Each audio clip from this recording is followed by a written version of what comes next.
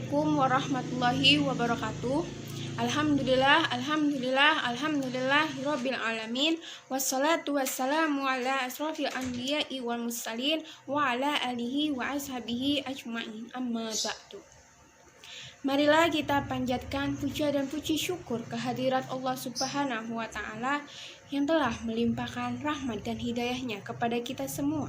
Salawat serta salam kami panjatkan kepada junjungan kita Nabi Agung Muhammad SAW yang telah membawa kita umat muslimin dari zaman jahiliyah menuju zaman terang benderang. Pada kesempatan kali ini, saya menyampaikan ceramah yang bertema beribadah kepada Allah Subhanahu wa Ta'ala. Hadirin yang berbahagia, dalam kehidupan beragama, setiap umat pasti tidak lepas dari kata ibadah.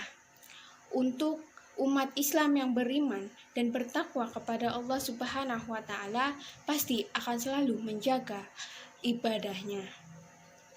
Yang mana ibadah merupakan sebuah perbuatan atau pernyataan bakti dan rasa syukur kepada Allah Subhanahu wa Ta'ala yang didasari oleh peraturan agama. Kita sebagai umat Islam memiliki banyak kesempatan yang bisa dilakukan untuk melakukan ibadah kepada Allah Subhanahu wa Ta'ala dalam keadaan apapun.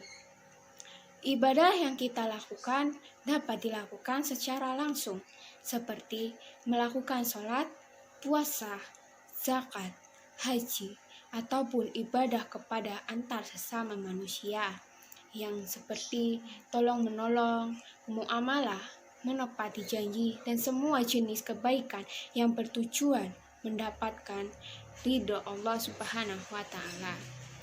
Oleh karena itu, dalam beribadah kita harus melandasi diri dengan iman dan takwa hanya kepada Allah Subhanahu wa Ta'ala.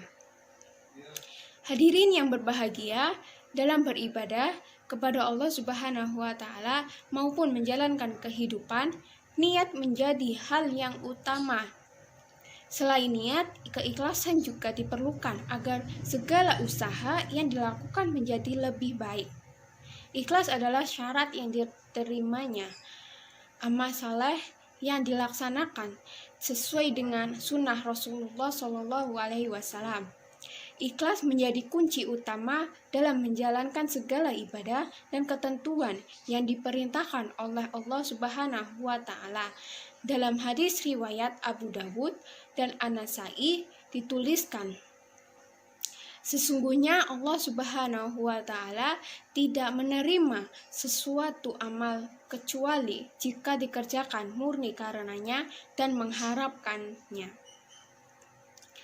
Dalam Quran surat Al-Bayyinah ayat 5, Allah Subhanahu wa Ta'ala berfirman, padahal mereka tidak disuruh kecuali supaya menyembah Allah dengan memurnikan ketaatan kepadanya dalam menjalankan agama yang lurus, dan supaya mereka mendirikan sholat dan menunaikan zakat, dan yang demikian itulah agama yang lurus.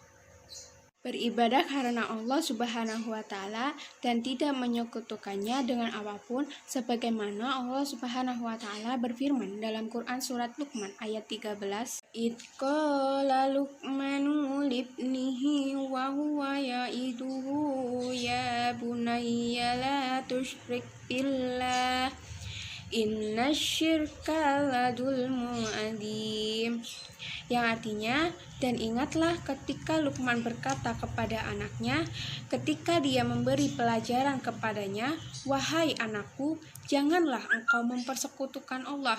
Sesungguhnya mempersekutukan Allah adalah benar-benar kezaliman yang besar. Demikianlah ceramah yang dapat saya sampaikan. Apabila ada kesalahan dalam kata-kata, saya mohon maaf. Wabillahi taufiq wal hidayah. Wassalamualaikum warahmatullahi wabarakatuh.